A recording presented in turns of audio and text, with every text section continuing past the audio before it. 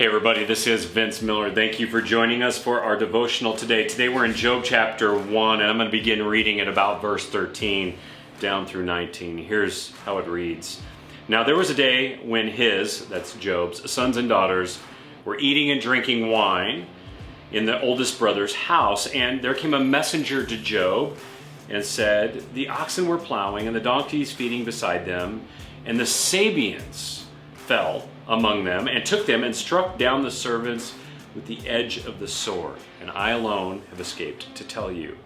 While he was still speaking, there came another, and he said, the fire of God fell from heaven and burned up the sheep and the servants and consumed them, and I alone have escaped to tell you.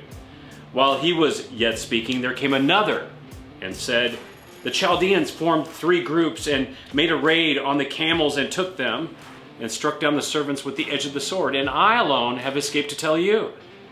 While he was still speaking, there came another and said, your sons and daughters were eating and drinking wine in the oldest brother's house, and behold, a great wind came across the wilderness and struck the 4 corners of the house, and it fell upon the young people, and they are dead, and I alone have escaped to tell you. You know, I can't imagine what this day was like. 4 messengers with 4 compounding tragic messages. And while I've had some bad days in my life, I can confidently assert that I have never experienced anything like this in my life, at least to this point. Yet some families have been touched by these types of experiences. They have experienced murder at the hands of wicked and corrupt people, or they have experienced natural disasters that have taken family members from them. And these moments are very unsettling. They're unsettling for those directly impacted, but also for those of us who are mere observers. And when this happens, we all ask one big question. Where is God during all this? And this is a very common question. Even I have asked it.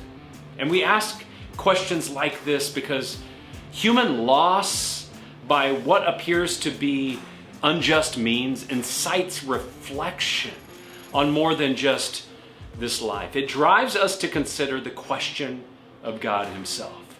But what's interesting in this instance is that we know exactly where God is during all this. I mean, he is our sovereign God, and he's in heaven, and God permitted the situation. He gave Satan the freedom to test this man. Not a sinful man, but a righteous man. In fact, earlier in the chapter, he is described as blameless and upright in all his ways. And while we weigh this thought and consider this big question, where is God in all of this? Let us not forget that this world is Satan's domain. That it's Satan who struck this man with these catastrophes by the hand of men who did his evil bidding.